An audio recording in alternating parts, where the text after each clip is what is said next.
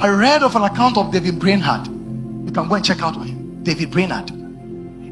He died at the age of 29. He was one of the first missionaries that went to India. When he went to India, it was said that when he went there, because he couldn't speak their language, his only dependence was on prayer.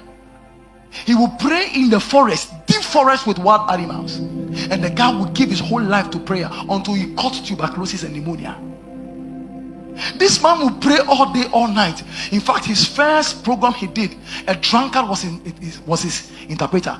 Because he knew he couldn't trust the drunkard, he prayed all day. When the drunkard began to translate, they were hearing his words as a spirit. And after he was done in that meeting, there was an outpour of the Holy Spirit, and the whole place was full of the glory of God, and they started giving their life to Christ. There were wicked people in India that wanted to kill him. So they were told that this man, that skinny man, has entered into the town and is in the forest. So they went there with clubs to go and kill him. When they opened his small heart, they saw him on his knees, groaning in the spirit and praying for their salvation. And something surprising happened.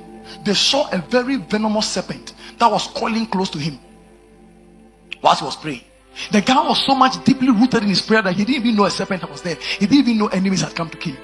He was praying, and the venomous serpent rose up and looked at him face to face. God closed his lips, and the serpent went back and ran away. When they saw that for that serpent to look at you and run, it must be God, and they began to call him God. That evening when he did the program, all of them gave their life to Christ. Hey. In fact, one time it was snowing, and this man prayed so much in the snow that he began to sweat in snow, and his sweat melted all the snow on his body. How do you pray in snow and sweat? That means your prayer must be that intense and powerful. You know his last prayer before he died? He died at the age of 29. He said, I long to be a flame of fire, continually glowing in the service and building up of Christ's kingdom to my last and dying breath. His prayer was answered. Today, his diary is what is speaking for him today.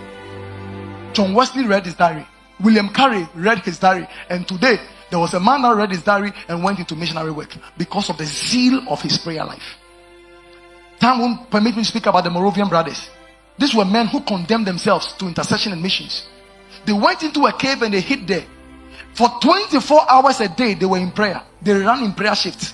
They prayed 24 hours a day, 7 days a week for over 100 years. They were the ones who bet almost all the revival we are hearing today. It was their prayer that bet it. 24 hours a day for 100 years. A man called Leonard Ravenhill. That man prayed 14 hours a day. In fact, it was said of him that when you are having a conversation with him, he can look at you and